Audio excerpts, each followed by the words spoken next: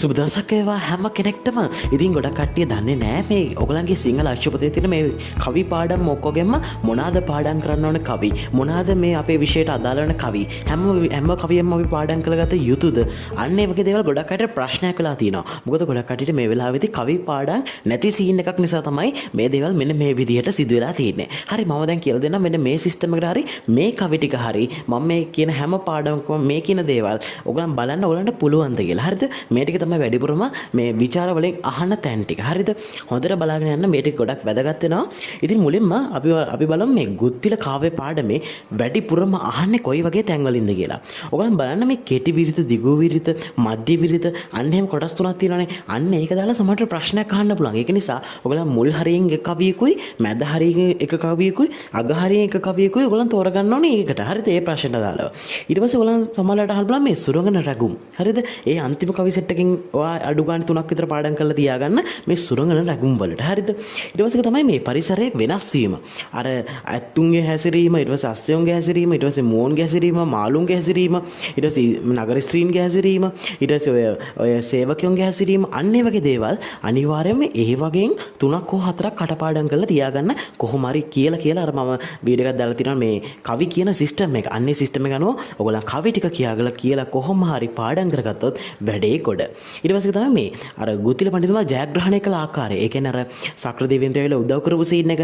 අන්න එතනත් කවි 3-4ක් කටපාඩම් කරලා කොහොම හරි තියාගන්න ඒව වැදගත්. හරිද?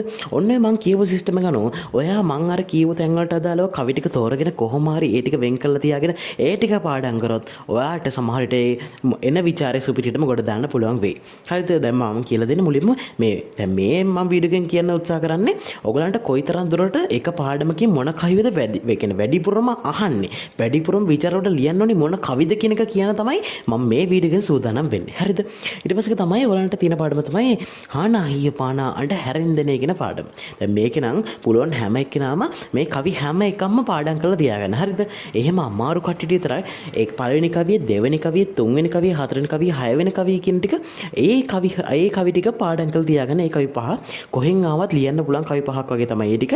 ඒක නිසා ඒ පහ හරි පාඩම් කරලා තියාගන්න. හරිද? කියලා පාඩම් කරාම හොත්තටම පාඩම් ඉන්නවා. හරිද? මොකද ඔගේ වැඩිපුරම අහන්නේ දැන් මේක උපදේශාත්මක කවිනේ. ඉතින් මේ ජන කවි සීන් එකයි උපදේශාත්මක කවි සීන් එකෙන් අහන්නේ. මොකද ඔය ජනයාට කොච්චර බලපෑම ඒ කියන්නේ බලපෑලා ඇතිද මෙන්න මේ කවි කියනක අන්න ඒවා තමයි ඔකේ වැඩිපුරම අහන්නේ. ඒක නිසා ඔය මම කියපු ටික හරි පාඩම් කරලා තියාගන්න ගොඩාක් වැදගත් වෙයි. හරිද? ඊට පස්සේ පාඩම තමයි මුනිසිරිපා සිමින්නේ කියන පාඩම. හරිද? මේකෙදි වැඩිපුරම අහන්නේ ජාතිකාභිමානී සීන් එකයි. මේකේ කොහොමද මේ ජීවිතයකට වැදගත් වෙන සීන් එකයි. ඉතින් ඔන්න ඔයගේ දේවල් නදාලා වෙන්නේ. පුළුවන් නම් ඔක්කොම කවි ටික පාඩම් කරගන්න කියලා මුලින්ම කියනවා. බැරි කට්ටිය පළවෙනි කවිය, දෙවෙනි කවිය, තුන්වෙනි කවිය, පස්වෙනි කවිය, හයවෙනි කවිය, අටවෙනි කවිය, නවවෙනි කවිය කියන ටික අන්න ඒ ටික පුළුවන් නම් එහෙම්ෙන් හරි පාඩම් කරගත්තොත් ඔයගලන්ට එන ਵਿਚාරේ කොහෙන් හරි ගොඩ දාන්න පුළුවන් වෙයි. හරිද? ඒක නිසා අන්නේ මම කියපු ටික හොඳින් පාඩම් කරලා තියාගත්තොත් ඇඟට ගුණයි. හරිද? ඊට පස්සේ පාඩම තමයි මේ ගංගාවේ සංගීතය. ඒකේ වැඩිපුරම අහන්නේ මේ අජීවී වස්තු සජීවීකරණය කරපු විදියයි, ජීවන දෘෂ්ටියයි, භාෂාව ගැනයි. ඊට පස්සේ ඔය අජීවී වස්තු මේ සීන් ගැන තමයි වැඩිපුරම අහන්නේ. ඊට පස්සේ ඔය කොහොමද ඔය ඒ කියන්නේ සාමාන්‍යයෙන් ගැහණියෙකුගේ ජීවිතයට සමාන වෙන්නේ? ඒ වගේ දේවල් තමයි අහන්නේ වැඩිපුරම. හරිද? ඒක නිසා මම මේ තෝරගත්ත කවි ටික පුළුවන් නම් පාඩම් කරලා තියාගන්න. හරිද?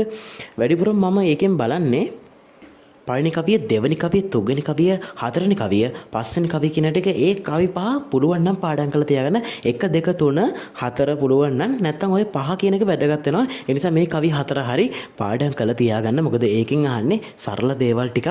ඒක නිසා ඒ කවි 4 හරි පාඩම් කරලා තියාගත්තොත් වැඩේ ගොඩ. හරිද? ඊළඟ පාඩම තමයි මේ මග විසිතුරු පාඩම.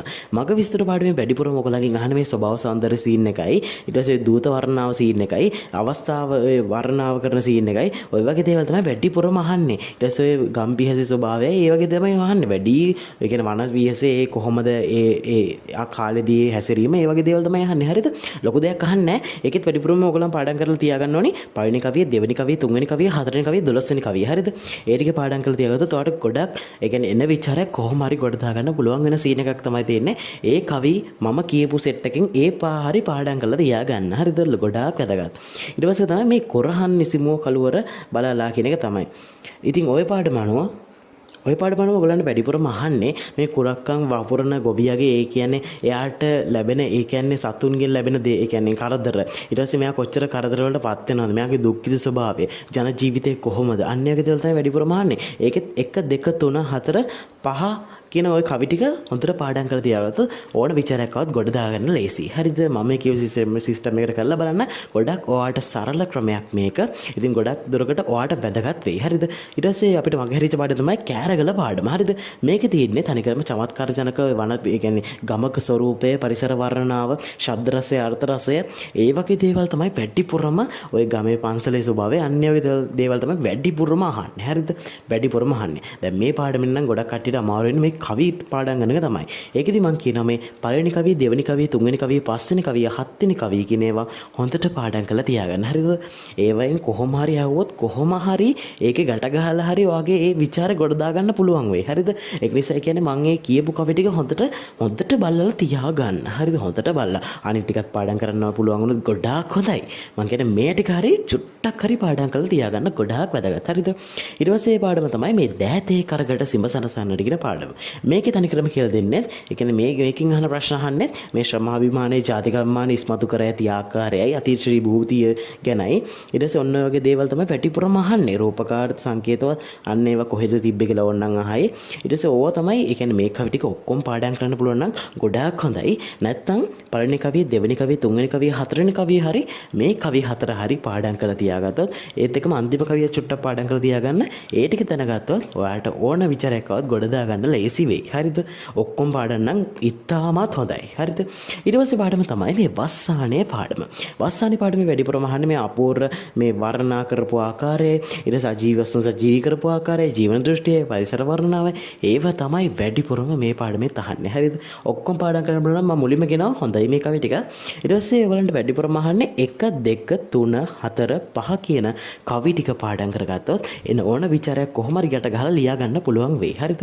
ඉතින් මම මේ කියපු විදිහට මේ ඔක්කොම මේ මුළු පොතේම තියෙන කවි පාඩම් වලට තියෙන මේ කවි ටික වැඩිපුරම අහන තැන් වලින් තියෙන කවි ටික මම ඔයගලන්ට උඩ ගෙනත් දුන්නා. මේ ටික හරියට බලාගත්තොත් ඔයගලන්ට නිකම්ම ගොඩ දාගන්න පුළුවන් වෙයි එන විචාර ටික. ඉතින් අපි ඊළඟ දවස් ටිකෙත් කතා කරමු. දැන් අපි සිස්ටම් එකකට වැඩ කරන්නේ දවස් 7 සිස්ටම් එකට.